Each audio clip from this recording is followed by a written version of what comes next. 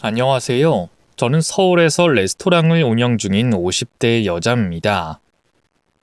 얼마 전 너무 황당한 일을 겪어서 이렇게 썰밤의 문을 두드리게 됐는데요. 아마 썰밤 구독자님들도 제 사연을 들으면 경악하실 거예요. 시모라는 여자 때문에 하마터면 남편과 제 인생을 말아먹을 뻔했거든요. 깜짝 놀랄 반전이 숨어 있으니 꼭 끝까지 들어주세요. 잘 부탁드립니다. 원래 저는 요리사였어요. 경양식집을 운영했던 부모님 덕분에 어릴 때부터 음식은 만드는 것도 먹는 것도 좋아했는데요. 갓 20살이 됐을 무렵 아버지가 갑작스럽게 뇌졸중으로 쓰러지면서 제가 가게를 도맡게 됐어요. 처음엔 옆에서 엄마가 조금씩 도와주셨는데요. 그마저도 아버지가 뇌졸중 후유증으로 거동이 불편해지면서 힘들어졌어요. 엄마가 24시간 아버지 곁에 딱 붙어 있어야 했거든요. 나이가 나이였던 만큼 얼마나 막막했는지 몰라요. 부모님한테 하루 종일 전화로 궁금한 걸 질문해도 돌아서면 또 물어볼 게 생기고 또 생기고, 그래도 제법 요리에는 자신이 있다고 생각했는데 집에서 저 혼자 먹을 음식을 만드는 것과 손님들을 위해 음식을 만드는 건 정말 하늘과 땅만큼 차이가 있었어요. 부모님 얼굴에 먹칠하면 안 된다는 생각으로 정말 열심히 일했어요. 영업이 끝나고 나서도 늦은 밤까지 홀로 요리 연습을 하며 실력을 키웠죠. 그러다 보니 하얗고 고왔던 손은 불과 칼에 다쳐 엉망이 됐고요. 무릎이며 허리도 성한 곳이 없었죠. 하지만 그렇게 죽을 힘을 다했는데도 결과는 좋지 않았어요. 음식 맛이 변했다면서 손님들에게 항의를 듣는 건 다반사였고요. 나이 어린 여자가 주방장이라고 무시도 많이 받았네요. 결국 3년도 못 가 가게 문을 닫고 말았어요. 정말 얼마나 속상했는지 몰라요. 부모님 얼굴 볼 면목도 없었고 말이죠. 지금 생각해보면 우울증도 잠깐 앓았던 것 같아요. 사람들도 안 만나고 방에 틀어박혀 하루 종일 누워만 있었고요. 요리가 꼴도 보기 싫어져서 주방엔 들어가지도 않았죠. 물론 젊은 나이에 평생 그렇게 살 수는 없었어요. 무엇보다 집에는 거동이 불편한 아버지와 그런 아버지를 간호하는 엄마가 있었으니까요. 가게 문을 닫으면서 빚도 생겼는데 자식인 제가 집에서 누워만 있을 수는 없는 노릇이었죠. 급한 대로 작은 제조회사에 들어가서 격리로 일하기 시작했어요. 처음엔 참 좋았어요. 월급은 적었지만 사장님은 물론 같이 일하는 분들도 다 좋은 분들이었고요. 하루 종일 서서 일하다 사무실에 앉아서 일하니까 그렇게 편할 수가 없더라고요. 하지만 그렇게 한 2년쯤 일했을까요? 개벌은 남 못 준다고 언젠가부터 자꾸만 요리 생각이 간절해졌어요. 발바닥에 땀이 나도록 주방을 뛰어다니던 것도, 제가 만든 음식을 맛있다고 먹어주던 손님들도 전부 그리워졌죠. 그때 깨달았어요. 제가 얼마나 요리를 사랑하는지 말이죠. 고민 끝에 회사를 그만두고 모 대학교 호텔 조리학과에 들어갔어요. 좀 더 체계적이고 전문적으로 요리를 배우고 싶었거든요. 다행히 부모님도 그런 딸의 선택을 이해해 주셨네요. 정말 얼마나 감사했는지 몰라요. 늦은 나이에 어린 학생들 사이에 끼어 공부를 하려니 창피하기도 했고 머리가 굳어 힘들기도 했어요. 하지만 경력이 있어서인지 실습 때만큼은 날아다녔네요.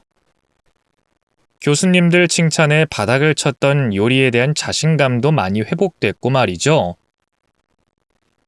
낮에는 학교에서 수업 듣고 밤에는 따로 시간을 내서 요리 연습하고 주변에 좋은 짝을 만나 연애하는 사람들도, 방학 때마다 여기저기 여행을 다니는 사람들도 있었지만 제겐 별 세계 이야기였어요. 그럴 시간도 없었고요. 관심도 없었죠. 그때 제 인생엔 오직 요리밖에 없었거든요. 그렇게 열정을 불태운 덕분인지 졸업할 때쯤에는 과 1등이 되어 있었어요. 덕분에 교수님 추천으로 유명 호텔의 요리사 보조로 들어가게 됐죠. 남자만 가득한 세계였기에 흔치 않은 귀한 기회를 잡은 거였어요. 정말 얼마나 기뻤는지 몰라요. 부모님도 눈물까지 흘릴 정도로 좋아하셨네요. 물론 현실은 사탕처럼 달콤하지만은 않았어요. 호텔 주방은 총 없는 전쟁터나 다름없었고요. 매일 1분도 못 쉬고 뛰어다니는 일이 많았죠. 하지만 과거에 혼자 부모님 가게를 운영한 경험 덕분일까요? 저는 옛날보다 한층 더 단단한 사람이 되어 있었어요. 아무리 힘들어도 이를 악물고 악착같이 버텨냈죠. 여자라고 무시받으면 도리어 더 바락바락 악을 쓰면서 대들었고요. 선배 요리사들을 보면서 어떻게든 기술 하나라도 더 훔쳐내려고 노력했어요. 나중엔 선배들도 계집애 치곤 제법이라면서 저를 인정해줬죠. 순 잡일만 하다가 나중엔 드디어 불 앞에서 웍도 잡아볼 수 있었네요. 호텔에서 어느 정도 자리를 잡았을 무렵 뜻밖의 사랑도 찾아왔어요. 그때 제 나이가 35이었는데요. 부모님은 연예인 도통 관심 없는 딸이 노처녀로 늙어 죽을까봐 불안했던 걸까요? 주변을 수소문해 맞선을 보게 했는데요. 사실 이걸 맞선이라고 해야 할지 모르겠어요. 결혼을 전제로 남자를 소개받은 건 맞는데 사실 맞선이라고 하면 뭔가 대단한 집안의 남녀가 만나 호텔 커피숍 같은 데서 우아하게 차를 마시며 고상한 대화나 나눌 것 같잖아요. 하지만 제가 본 맞선은 그런 맞선은 아니었어요. 이 앞에 언급했다시피 저희 집은 거동이 불편한 아버지도 있었고요. 집안에 여전히 빚도 좀 남아있는 서민 중에 서민 집안이었거든요. 그래서 소개받은 남자도 그렇게 대단한 조건을 가진 사람은 아니었어요. 평범한 중소기업 회사원이었고요. 나이도 저보다 5살이나 많았죠. 암 걸린 아버지 병고안을 하느라 40이 되도록 장가를 못 갔다고 하더군요. 첫 만남 때도 그냥 삼겹살집에서 같이 고기 구워 먹었는데요. 장소가 그래서인지 어색했던 분위기도 금세 풀렸어요. 편안한 분위기 속에서 허심탄회하게 결혼에 대한 얘기를 나눴네요. 그 사람이 저를 집에 바래다 주면서 그러더라고요. 미정 씨도 알다시피 제가 나이가 좀 많아요. 돈을 대단히 많이 버는 직업인 것도 아니고 그나마 장점이 있다면 한 직장 10년 넘게 꾸준히 다녔다는 거? 상사분들한테 성실하고 책임감 있다는 말 많이 들었어요. 그러니까 제가 갑자기 왜 이런 말을 하냐면 오늘 처음 만났지만 전 미정 씨가 마음에 들었거든요. 여자랑 이렇게 삼겹살집에서 소탈하게 소주 한잔하면서 즐겁게 대화를 나눈 건 처음이에요. 그래서 아까 문득 미정 씨랑 앞으로 평생 이렇게 살면 좋겠다 그런 생각도 했어요. 너무 앞서갔다는 것도 저도 아는데 그래도 제 마음을 솔직하게 말씀드리고 싶어서요. 횡설수설하면서도 자기 진심을 솔직하게 전달하는 그 사람이 저도 싫지만은 않았어요. 하지만 결혼이 너무 급한 사람이니까 아무 여자나 다 좋았던 건 아닐까 하는 생각도 들더군요. 그래서 저도 모르게 조금 뾰족하게 석호 씨는 제 어디가 그렇게 마음에 드셨는데요? 오늘 처음 봤을 뿐이잖아요. 다른 여자분들한테도 다 이러신 거 아니에요? 하고 묻고 말았네요. 그러자 그 사람이 화들짝 놀라면서 두 손을 내저었어요. 절대 아닙니다. 저 그동안 아버지 병고안하느라 20대 때 말고는 여자 만나본 적도 없고요. 사실 오늘 이 자리도 나올까 말까 많이 망설였어요.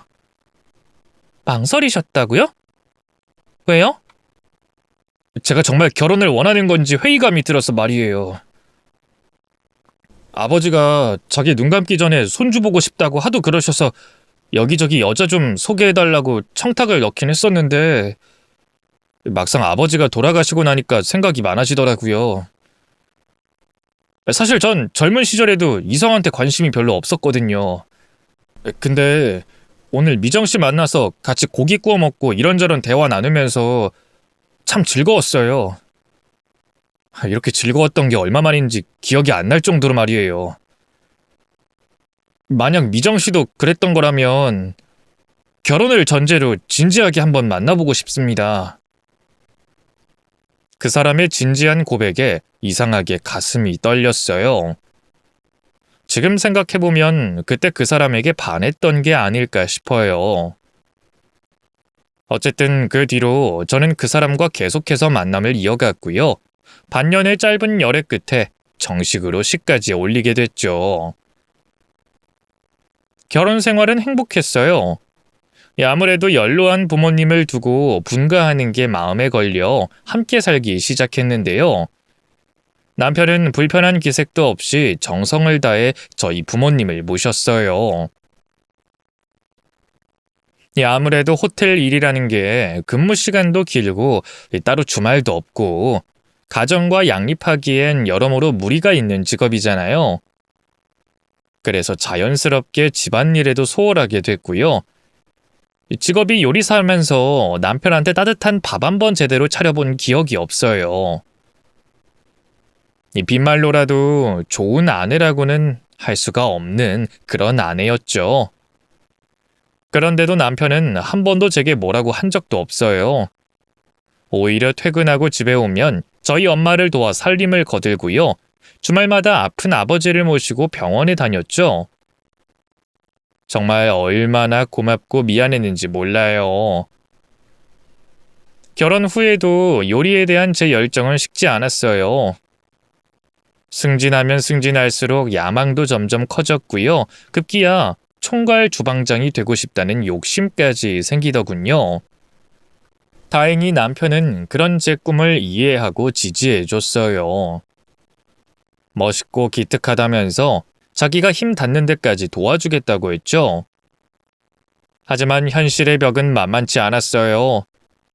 남자 중심으로 돌아가는 호텔 조리업계에서 여자가, 그것도 기혼녀가 유리천장을 깨고 위로 올라가기엔 한계가 있었죠. 은근한 차별에 저는 조금씩 지쳐갔고요. 저보다 실력이 한참 미친데도 단순히 남자란 이유로 승진하는 동기들을 보면서 조금씩 환멸을 느끼기 시작했네요. 그런 와중에 뜻하지 않게 인생의 전환점을 맞게 됐는데요. 바로 임신이었어요. 나이가 나이였던 만큼 기대하고 있지 않았는데 사실 기쁘기보단 당황스러웠어요. 임신한 상태로 굳은 호텔 조리 일을 계속할 수 있을 리 없었으니까요. 출산 휴가니 육아휴직이니 하는 것도 저희 업계에선 꿈 같은 얘기였죠. 결국 저는 해고되다시피 직장을 그만둬야 했고요. 반강제로 전업주부가 되고 말았네요. 남편과 부모님 앞에선 좀 쉬고 싶었다고 아무렇지 않은 척 했지만 사실 많이 슬펐어요. 또 그런 감정을 느낀다는 게 뱃속의 아이한테 미안하기도 했고요. 곁에서 남편이 저를 지탱해주지 않았다면 버틸 수 있었을까 싶네요. 임신 소식에 남편은 뜰 듯이 기뻐했어요. 하지만 그 일로 제가 직장을 그만뒀다는 걸 알기에 좀처럼 내색하진 못했는데요. 그래도 매일 밤 제 배를 끌어안고 뱃속의 아기한테 말을 걸었어요. 빨리 보고 싶다고, 건강하게 태어나라고, 사랑한다고 말이죠. 그런 남편을 보면서 저도 조금씩 부모가 된다는 기쁨을 배워갔네요. 예정일이 한참 지나서도 애가 나오지 않아서 결국 유도부만을 진행했는데요.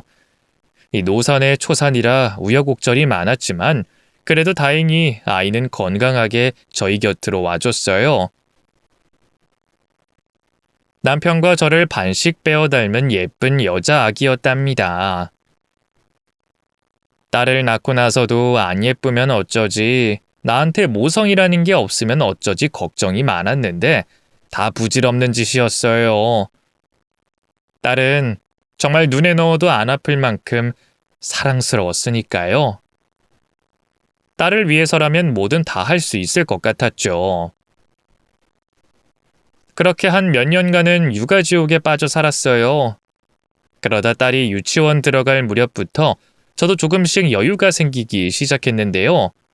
그쯤에 생각지도 못한 제안을 받았어요. 제가 전에 일하던 호텔 총괄 주방장이었던 선배가 이번에 따로 레스토랑을 냈다고 같이 동업해보지 않겠냐고 하더군요. 주방은 본인이 책임질 테니 매장 관리와 경영을 도맡아줬으면 좋겠다면서요. 제가 학교 다니면서 경영 공부도 따로 했는데 어릴 때 가게를 운영해본 경험 덕분인지 제법 소질이 있었거든요. 사실 고민이 많았어요. 맘 같아선 당장 하고 싶었는데요. 아이 낳고 육아하면서 이미 아줌마가 돼버린 지 오랜데 다시 사회로 나가 제 몫을 할 수 있을지 자신이 없었어요. 그런 제 등을 떠밀어준 사람은 이번에도 남편이었죠. 뭘 그렇게 겁을 먹어. 내가 아는 최미정은 분명히 잘 해낼 텐데. 글쎄, 내가 과연 잘할 수 있을까? 당연하지. 설사 잘 못하면 어때? 잘할 수 있을 때까지 하면 되는걸. 여보, 그렇게 말해줘서 정말 고마워. 고맙긴. 그리고 장인어른 장모님은 걱정하지 마. 내가 잘 돌볼 테니까. 우리 딸도 그렇고. 그냥 당신 하고 싶은 일만 생각해. 알았지? 남편이 곁에 있다는 게 얼마나 큰 지지가 되던지요. 그렇게 저는 큰맘 먹고 선배의 동업 제안을 받아들였고요.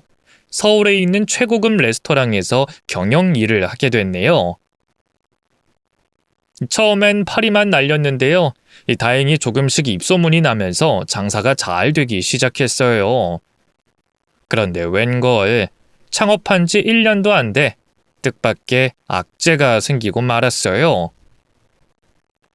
바로 동업하던 선배 아버님이 치매가 온 건데요.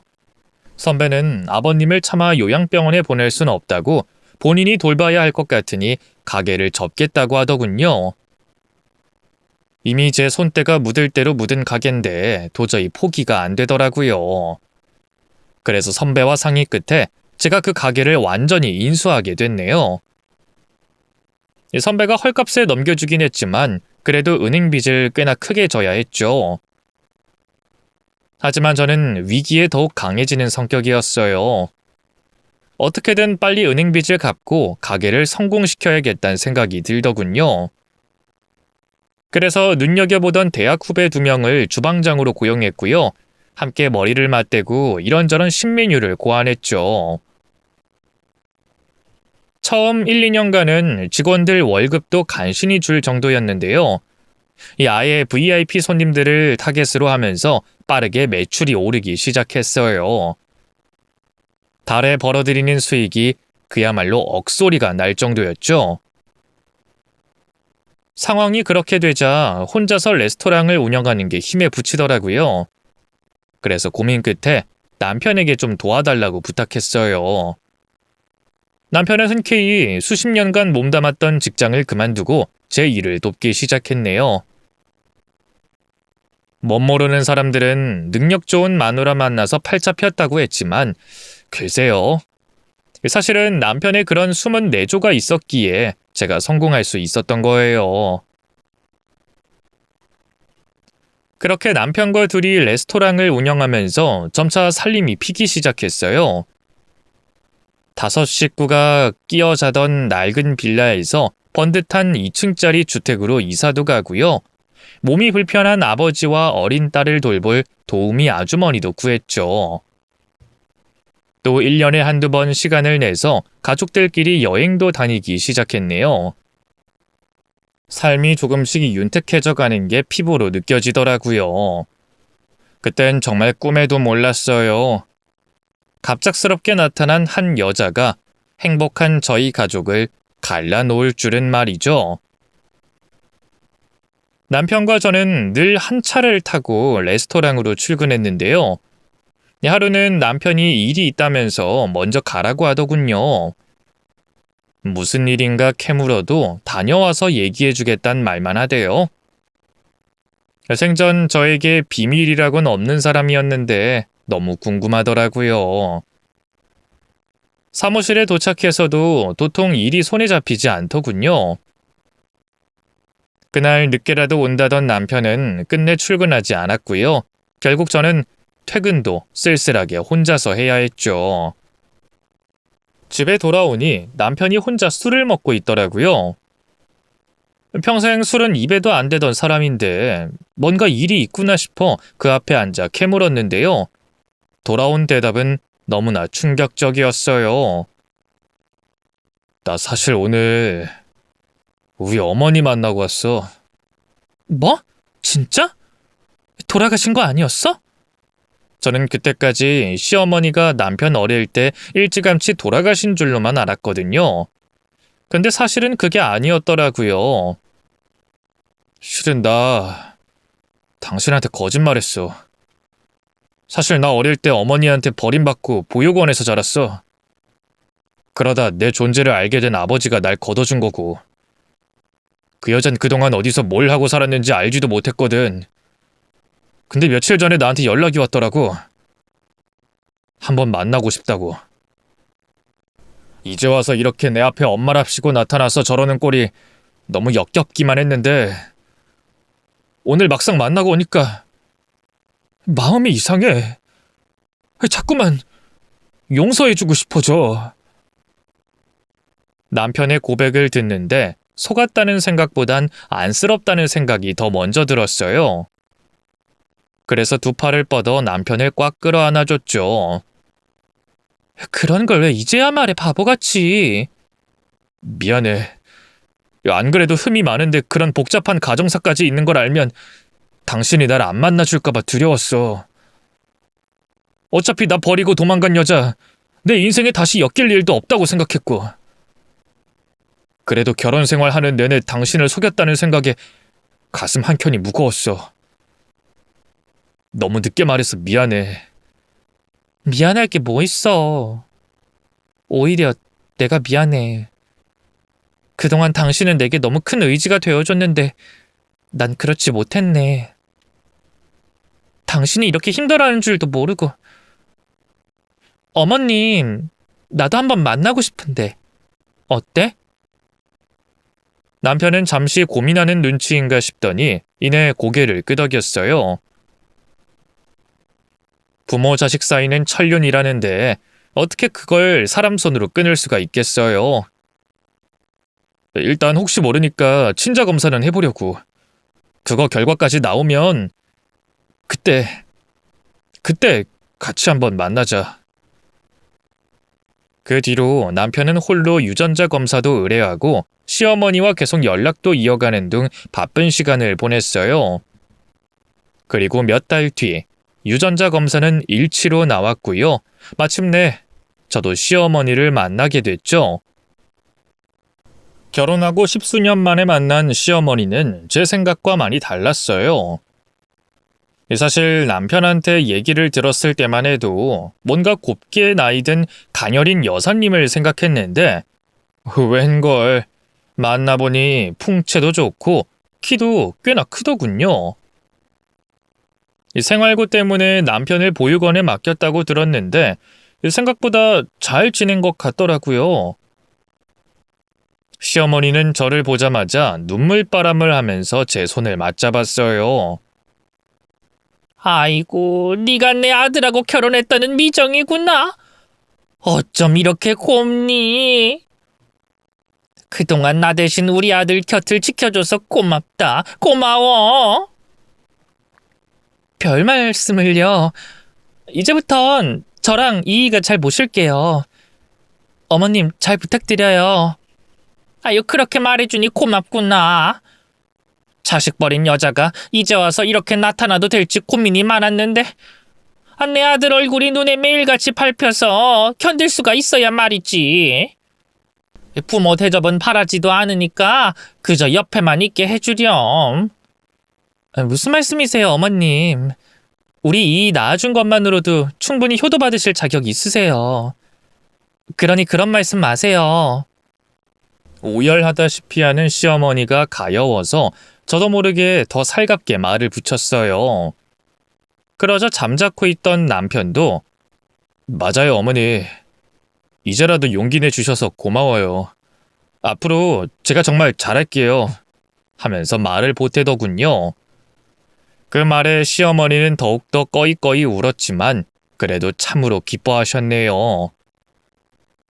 그 뒤로 시어머니는 살던 집을 정리하고 저희 집 근처로 이사를 오셨어요. 남편은 맘 같아선 한 집에 살며 모시고 싶어 했지만 아무래도 저희 집엔 저희 부모님이 계셨으니까요. 남편은 연로한 시어머니가 자기 때문에 낯선 동네로 이사와 혼자 살게 된 게 마음에 걸렸나 봐요. 언젠가부터 저와 출퇴근도 따로 하고요. 거의 시어머니 집에서 살다시피 하더군요. 한 달에 2번 쉬는 날에도 시어머니를 모시고 여기저기 다니기 바쁘더라고요. 서운한 마음이 들기도 했지만 그래도 이해하려고 노력했어요. 무려 40년이 훌쩍 넘어서야 이뤄진 모자 상봉이었으니까요. 하지만 날이 갈수록 커지는 남편의 씀씀이는 아무래도 이해하기가 힘들었네요. 평소 남편은 사치라는 걸 모르는 사람이었어요. 본인 옷이나 운동화도 해질 때까지 입는 편이었죠. 그런데 그동안 못했던 효도가 하고 싶어진 걸까요? 시어머니 한정으로는 계속해서 지갑이 열리더군요. 시어머니를 모시고 백화점에 가서 고급 양장이나 모피코트 같은 걸 사주기도 하고요. 저도 없는 명품 백에 구두에 스카프에 정말 머리부터 발끝까지 모든 걸 다 사주더라고요. 하루는 날 잡고 남편 카드값을 확인해 보니 글쎄 이 시어머니한테 쓴 돈만 1,000만 원에 달하더군요. 결국 참지 못하고 남편에게 한 소리 하고 말았네요. 당신 요즘 씀씀이가 너무 해픈 거 아니야? 가게 매출이 아무리 좋아도 직원들 인건비며 뭐며 빼면 별로 남는 것도 없는데 자제 좀 하는 게 어때? 내가 뭐 다른 데 쓴 것도 아니고 어머니한테 쓴 거잖아. 당신이 이해 좀 해줘. 어머님 온몸에 금칠할 것도 아니고 적당히 해야지. 생일이나 어버이날에 뭐 크게 선물하는 것도 아니고 매일같이 이러는 건 좀 심하잖아. 알겠어. 그 어머니가 그동안 힘들게 살면서 제대로 된 옷 한 벌 못 입고 지낸 게 너무 가슴이 아파서 그랬어. 앞으로는 조심할게. 남편은 마뜩찮은 눈치였지만 그래도 순순히 제 의견을 따랐는데요. 문제는 시어머니였어요. 하루는 제게 연락이 오더니 남편 모르게 따로 만나자고 하대요. 그래서 커피숍에서 날을 잡고 만났는데 제가 남편에게 한 소리 한 걸 어떻게 하셨는지 엄청 뭐라고 하시더군요. 며느리 너 그렇게 안 봤는데 진짜 실망이다. 우리 아들이 번 돈 좀 자기 엄마한테 쓰겠다는데 그게 그렇게 꼴 보기 싫어? 어머님 그게 아니라요. 아무래도 저희가 같이 일하면서 수입을 공동으로 관리하고 있다 보니까. 그래, 너 말 잘했다. 지금 운영하는 그 레스토랑 우리 아들이랑 너랑 같이 하는 거잖아. 그럼 우리 아들한테도 절반이나 지분이 있는 건데. 아니 어떻게 보면 남자인 우리 아들이 실세나 다름없는 건데 왜 가게 관리를 너 혼자 하니? 엄연히 우리 아들도 권리가 있는 건데. 그리고 너 호텔에서 일할 때 너희 부모 돌보고 애 키우면서 내조한 게 우리 아들이라며? 너 그거에 대해선 뭐 제대로 보상이나 해준 게 있어? 보상이라뇨? 부부 사이에 그게 무슨... 이거 봐, 이거 봐. 너 우리 아들 애미 없는 고아라고 무시했지? 그러니까 그렇게 막대한 거 아니야? 안 되겠어. 이제라도 내가 제대로 집안 기강 잡아야지. 시어머니는 씩씩거리면서 제게 마구 언성을 높였어요. 그동안 제가 남편을 무시하고 제멋대로 굴었다면서 이제라도 자기가 모든 걸 바로잡겠다고 하더군요. 남자는 하늘이고 여자는 땅이라는 등 시대착오적인 소리를 하면서 말이죠. 옛날 분이시니 이해하려고 그날은 그냥 죄송하다고 하고 넘어갔는데요. 그 뒤로 시어머니는 정말로 저희 부부 사이에 끼어들어 온갖 걸 참견하기 시작했어요.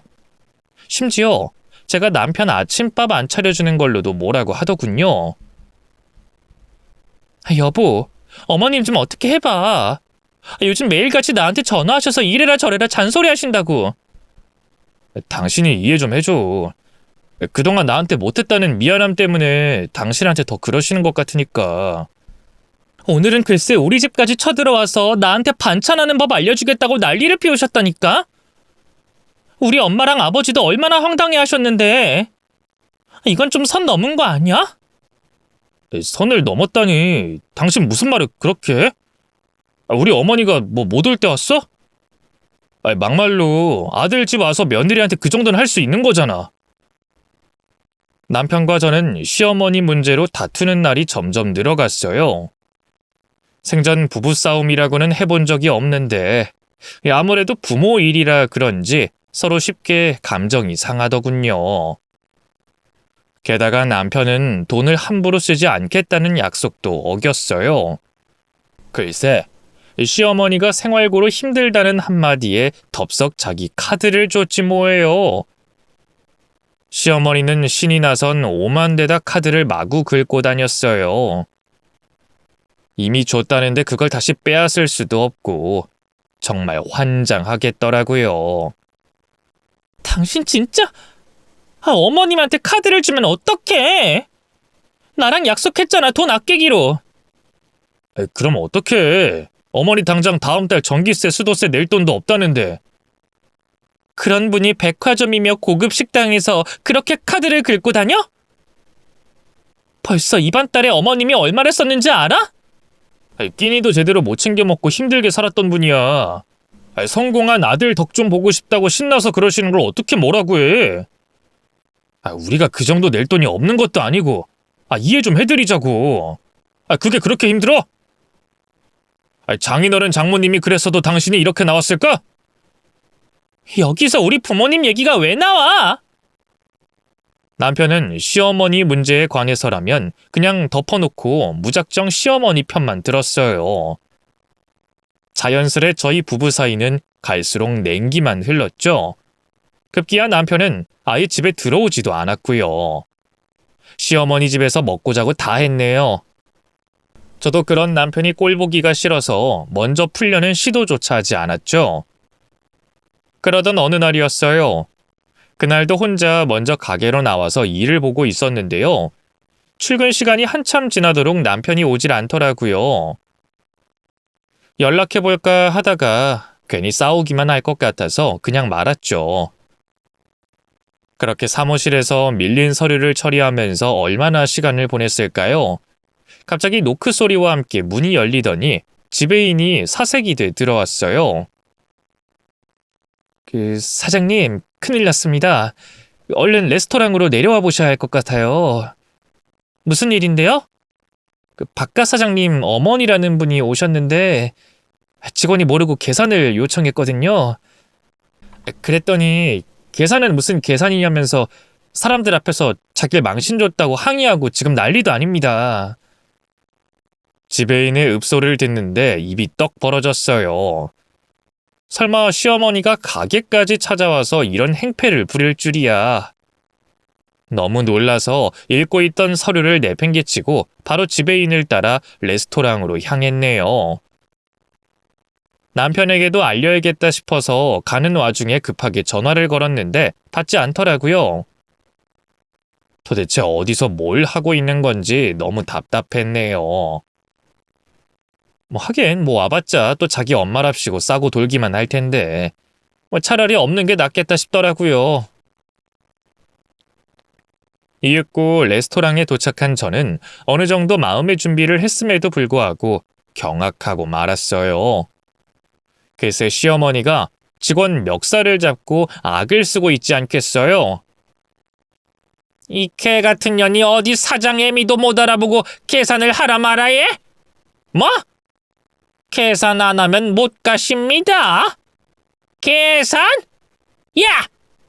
여기 사장이 내 아들이라니까? 죄송해요. 하지만 사장님한테 따로 얘기를 전해드린 게 없어서. 그럼 내가 우리 아들 가게에서 밥 한 끼 먹는 거 가지고 일일이 너한테 미리 보고를 해야 하니? 그냥 내킬 때 와서 먹으면 뭐 어때서? 네가 진작에 내 얼굴을 외워두고 VIP 대접을 했어야 할 거 아니야? 너 진짜 잘리고 싶어? 당장 우리 아들한테 얘기해서 백수 만들어줄까?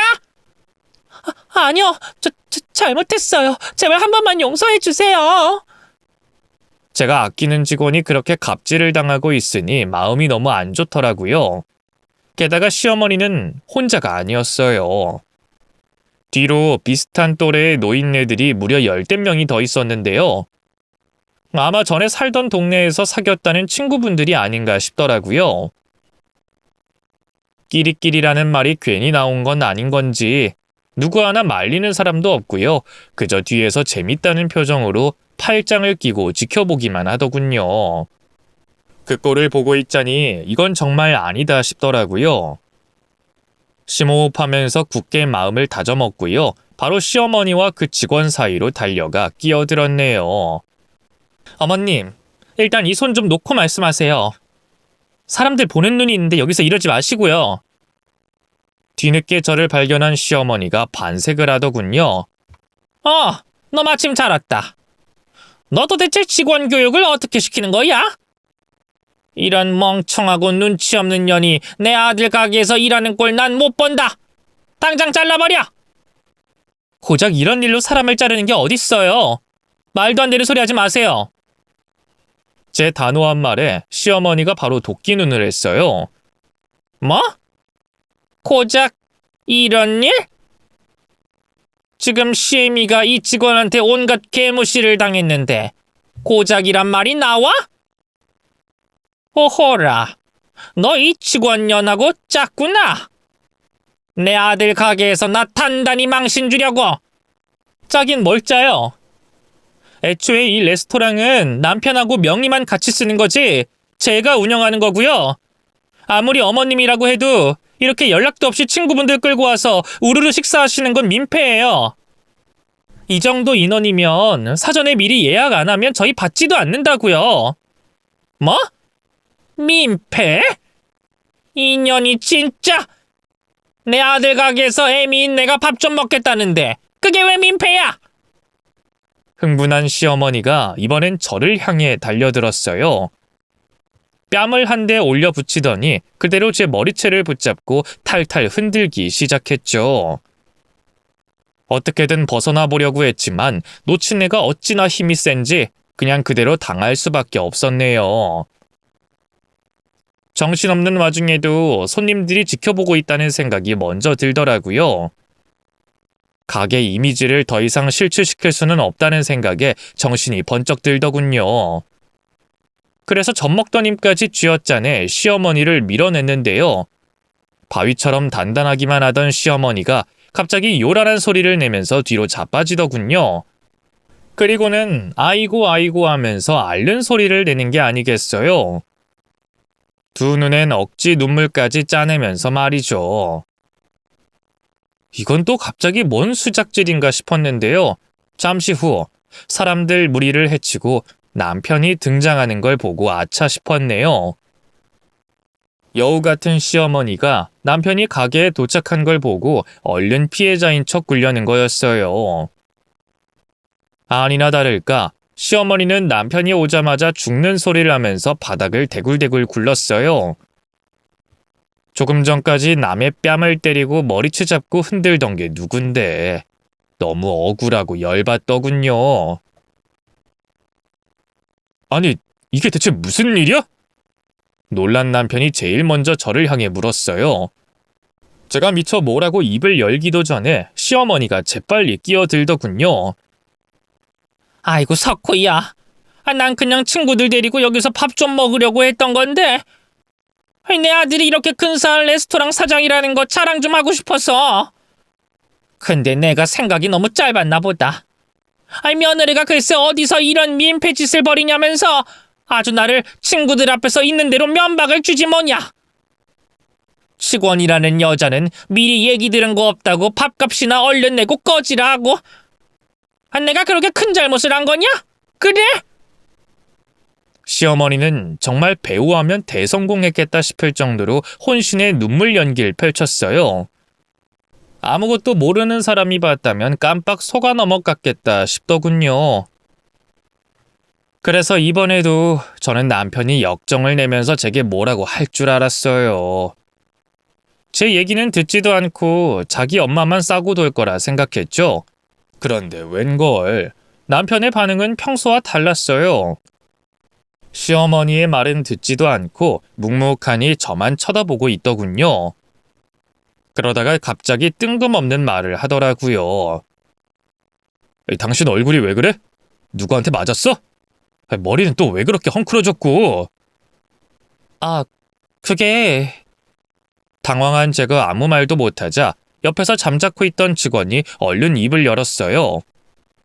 박가 사장님, 어머님이 그러신 거예요. 사장님이 저 감싸주시니까 갑자기 막 흥분해서 달려들어가지곤 뺨을 때리고 머리채 잡고.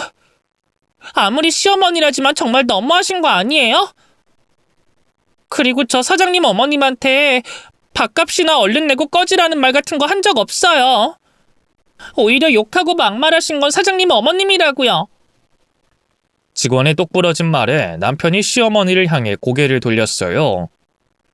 남편이 누군가를 그렇게 서슬퍼런 눈으로 쳐다보는 건 처음이었네요.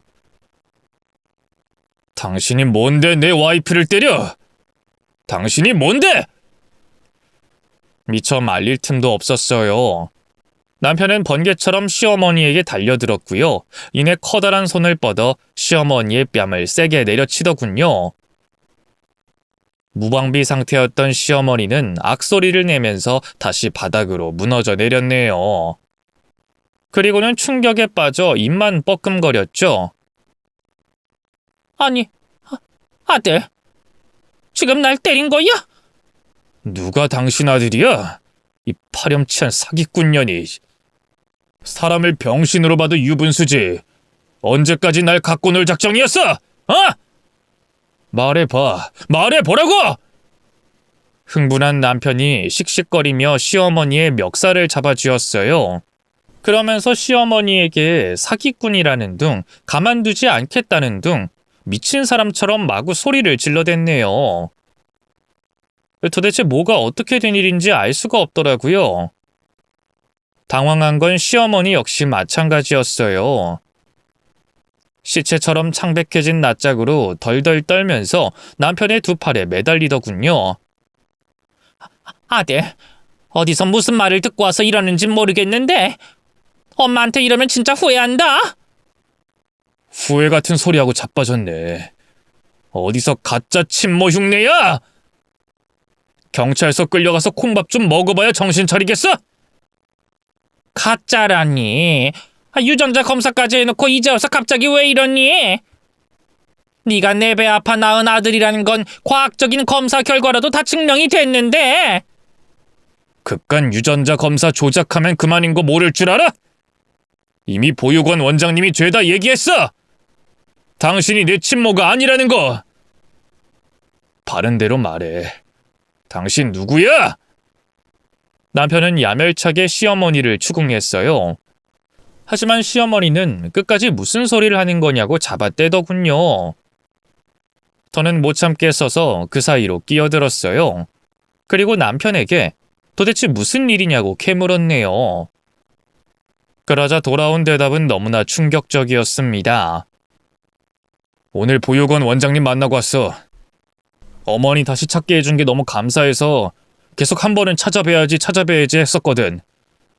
근데 대화를 나누다 보니까 뭔가 아다리가 안 맞는 게 많아서 어머니 사진 보여주니까 내 친모가 아니라고 하더라. 뭐라고? 설마 어떻게 그런 일이... 원장님이 뭔가 착각하신 거 아니야? 우리 어머니도 그 보육원 출신이야. 날 하필이면 그 보육원에 맡겼던 것도 서로 잘 아는 사이라서 그랬던 거고. 우리 어머니 마지막 장례까지 치러줬던 분이라 착각이고 뭐고 그럴 건덕지가 없다고. 남편의 말에 너무 놀란 저는 두 손으로 입을 틀어 막았어요. 그리고 덜덜덜 떨면서 시어머니를 바라봤죠. 하지만 여전히 시어머니는 고개를 저으며 진실을 부정했어요. 그리고 급기야 말도 안 되는 변명까지 하더군요. 글쎄, 모든 게 다 모함이라니까? 그 보육원 원장이 너랑 내 사이를 질투해서 이러는 게 분명해. 처음부터 네 재산을 탐내고 있었다고. 내가 다 알아. 그래, 어디 경찰서 가서도 그렇게 개소리 짓거릴 수 있을지 두고 보자고! 안 되겠다 싶었는지 남편이 품에서 핸드폰을 꺼내 경찰에 신고했어요. 그러자 그 말이 신호탄이라도 된 양 시어머니가 눈을 흡 떴고요. 친구들이며 손님들이 지켜보는 가운데 체면도 있고 허둥지둥 레스토랑 밖으로 내빼기 시작했죠. 자기가 남편의 친모가 아닌 사기꾼이라는 걸 인정하는 행동이나 다름없었죠. 그 모습을 보고 있자니 얼마나 기가 막히던지요. 남편은 경찰에 신고하느라 반응이 조금 느렸어요. 이러단 놓치겠다 싶어 제가 얼른 시어머니를, 아니 그 사기꾼을 뒤쫓기 시작했죠. 머리 하얗게 센 노인네가 빠르긴 또 어찌나 빠른지 따라잡는데 애 좀 먹었네요. 그래도 왕년에 조리사 일하면서 다져놓은 체력 덕분일까요? 얼마 못 가 그 사기꾼을 잡는 데 성공했어요. 나! 이거 안 나? 인연이 아주 처음 만날 때부터 마음에 안 들더라니. 이렇게 끝까지 사람 발목을 잡어?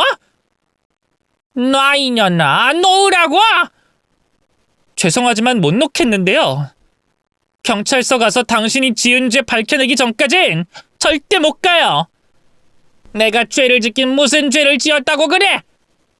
지금 잠깐 우리 아들이랑 나 사이에 오해가 좀 생긴 건데 내가 다 설명할 수 있어. 설명할 수 있다고! 그러니까 그 설명 경찰서 가서 해보라고요. 그렇게 그 사기꾼을 붙잡고 신랑이 아닌 신랑이를 하는 사이 남편이 뒤쫓아왔어요. 남편이 힘에 부치는 저를 대신해서 그 사기꾼을 붙잡고 있었고요. 이윽고 출동한 경찰들에게 무사히 넘길 수 있었죠. 그 뒤로 며칠은 참고인 조사단 모다에서 경찰서를 들락날락했네요. 수사 결과 드러난 진실은 너무나 충격적이었어요. 어느 정도 예상은 했지만 그 사기꾼은 정말로 남편의 생모가 아니었어요. 남편의 진짜 생모는 인근 소도시에서 작게 미용실을 하고 있었는데요. 사기꾼은 평소 그 미용실에서 자주 머리를 하던 단골이었다고 하더군요. 알고 보니 남편의 생모는 이미 남편이 어디서 어떻게 살고 있는지 다 알고 있었다고 하더라고요. 보육원 원장님을 통해서 꾸준히 정보를 받고 있었다고 하더군요. 하지만 무슨 생각에선지 생모는 남편이 결혼해 저와 가정을 꾸릴 때까지 모습을 드러내지 않았고요. 늘 그 곁을 맴돌기만 했는데요. 그러다 그만 1년 전 갑작스러운 사고로 세상을 떠나고 말았죠. 이 사실을 알게 된 사기꾼은 저희 남편에게 작정하고 사기칠 결심을 했어요. 평소 남편 생모가 자기가 버린 아들이 엄청 성공해서 유명한 레스토랑 사장이 됐다며 자랑을 엄청 했던 모양이더라고요. 경제적으로 궁핍한 형편이었던 와중에 그 얘기를 듣고 혹해서 사기를 칠 결심을 했던 거죠. 그래서 사기꾼은 생모에게 들었던 남편의 정보를 달달달 암기해 저희 앞에 나타났고요. 유전자 검사에 대비해서 따로 생모의 머리카락과 피부 조직을 훔치는 치밀함까지 보였더군요. 과거 정황 전부 들어맞지 유전자 검사까지 100% 일치한다고 나오지. 저와 남편은 그 사기꾼의 거짓말에 깜빡 속아 넘어갈 수밖에 없었네요. 충격적인 사실은 그뿐만이 아니었어요. 심지어 그 사기꾼이 범죄를 저지른 건 이번이 처음이 아니었어요. 전에도 보육원을 졸업한 고아들에게 접근해 친모 행세를 하면서 돈을 뜯은 적이 있더군요. 심지어 그 중에는 억 단위 사기를 당한 피해자도 있었는데요. 모든 게 사기였다는 걸 알고 신세를 비관해 극단적인 선택을 했더라고요. 정말 얼마나 가슴이 아프던지요. 말이 극단적인 선택이지 사실상 그 사기꾼이 죽인 거나 다름없는 일 아닌가요? 그런 주제에 죄를 뉘우치긴커녕 뻔뻔하게 또 다른 먹잇감을 찾아 나서다니. 인간의 탈을 쓰고 어떻게 그럴 수 있는지 이해가 안 돼요. 기가 막히게도 사기꾼은 저희 부부에게 눈물까지 흘리면서 선처를 호소했어요. 아휴, 내가 먹고 살 길이 너무 막막해서 잠깐 정신이 나갔었나 봐. 그래도 큰 피해 입은 것도 없는데 이 늙은이 한 번만 봐주면 안 될까? 남편도 저도 여자의 뻔뻔한 작태에 기가 막혀 아무 말도 못했는데요. 그걸 보고 설득의 여지가 있다고 착각한 걸까요? 사기꾼이 계속해서 황당무계한 궤변들을 늘어놓기 시작했어요. 사실 자네도 그동안 없던 엄마 생겨서 좋았잖아. 원하면 내가 평생 엄마 해줄 수도 있어. 미옥이랑 나 정말 친자매 같은 사이였다고. 그럼 미옥이 아들이 내 아들이나 찐배 없지 않겠어? 그러니 좋은 게 좋은 거다 하고 한 번만 봐줘. 그럼 내가 이 은혜 절대 잊지 않을게. 응? 아유, 이 나이에 내가 그 험한 감옥 생활 어떻게 버티겠어. 내가 안 가본 것도 아니고. 그냥 죽으라는 말이나 다름없지. 제발 이 늙은이 좀 가엾게 여기고 한 번만 봐줘. 응? 자네 엄마라고 생각해봐. 이렇게 모질게 굴 수 있나. 사기꾼의 마지막 말에 결국 남편은 완전히 폭발하고 말았어요. 지금 그걸 말이라고 해, 이 미친 노친네야? 뭐? 엄마가 생겨서 좋지 않았냐고? 엄마라고 생각하라고? 진짜 뚫린 입이라고 아무 말이나 다 짓거리면 되는 줄 아나? 난 너같이 염치 없는 더러운 사기꾼을 애미로 둔 적 없어! 그러니까 헛소리하지 말고 지은 죄값이나 달게 받아! 아니, 사람이 어쩜 그렇게 피도 눈물도 없어? 이 노인네가 불쌍하지도 않아? 불쌍하긴 개뿔이 불쌍해? 사기꾼이라 양심에 털이 나서 적당히 났어야지. 어떻게 피해자 앞에서 그따위 망발을 짓거려? 남편의 목소리가 점점 커지자 사기꾼의 얼굴이 사색이 됐어요. 또 맞을까봐 겁이 났는지 얼른 경찰을 불러 구치소 안으로 도망가더군요. 아무래도 법의 철퇴를 달게 받아야 정신을 차릴 것 같더라고요. 그래서 저희 부부는 일절 합의 없이 재판을 진행했고요. 지리한 법적 다툼 끝에 그 사기꾼에겐 실형이 선고됐어요. 이전에 지었던 여죄까지 더해져서 꽤나 높은 형량이 나왔죠. 마지막 재판 날 사기꾼은 악에 바쳐 저희 부부에게 온갖 욕설과 협박을 일삼았는데요. 힘 다 빠진 노인네의 말이라서 그럴까요? 조금도 두렵지 않더군요. 가끔 생각날 때마다 그 사기꾼의 행적을 알아보는데요. 아직도 교도소에 수감돼 있는 상태예요. 그 사이 안에서 몇 번 말썽을 일으켰는지 형량도 더 늘어난 상태고요. 이대로라면 아마 감옥 안에서 눈을 감게 되지 않을까 싶네요. 정말 얼마나 다행인지요. 그 여자가 죽는 그 순간까지도 괴롭길 바란다면 제가 너무 못된 걸까요? 하지만 그 사기꾼 때문에 남편이 받은 상처를 생각하면 아직도 이가 갈려요. 남편은 사건의 충격으로 한동안 불안 증세에 시달렸고요. 따로 정신과 치료까지 받아야 했거든요. 바보같이 그 와중에 제게 무릎까지 꿇고 용서를 구하기도 했답니다. 여보, 미안해. 바보같이 내가 잘 알아보지도 않고 그 여자한테 속아서 하마터면 우리 가족을 망칠 뻔했어. 게다가 당신 힘든 것도 모르쇠 하고 그 여자만 싸고 돌았으니 정말 뭐라고 할 말이 없다.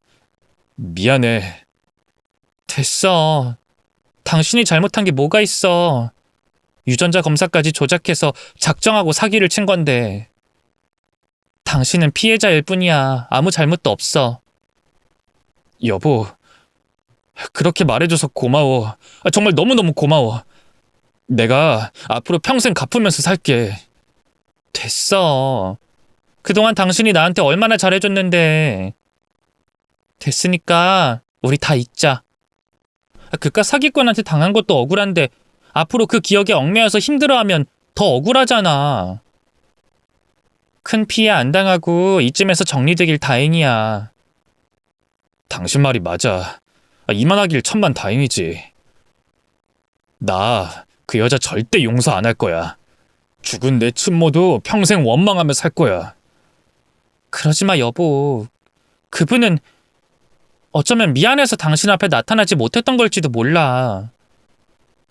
사실 당신 이만큼 성공해서 잘 사는 거 알았으면 진작에 그 여자처럼 우리 앞에 나타날 수 있었잖아.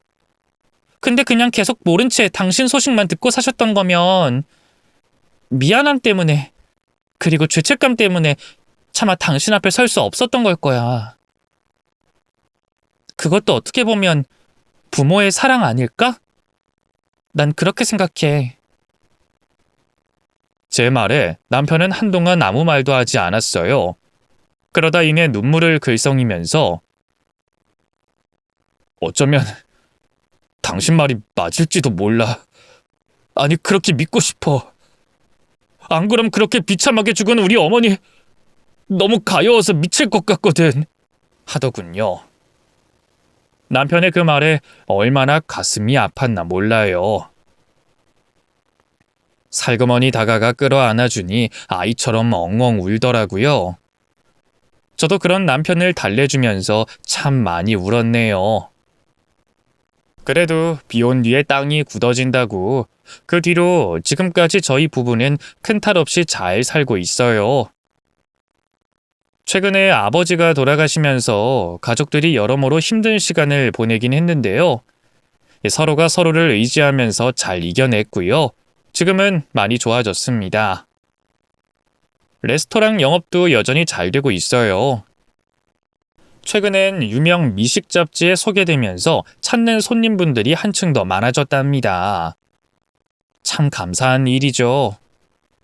그 사기꾼 여자한테 된통 당할 뻔했던 기억이 있기에 지금의 행복이 더 소중하게 느껴지는 것 같아요. 이렇게 글을 적고 보니 새삼 더 우리 가족들에게 잘해야겠다는 생각이 드네요. 긴 얘기 들어주셔서 감사합니다. 모두 건강하세요.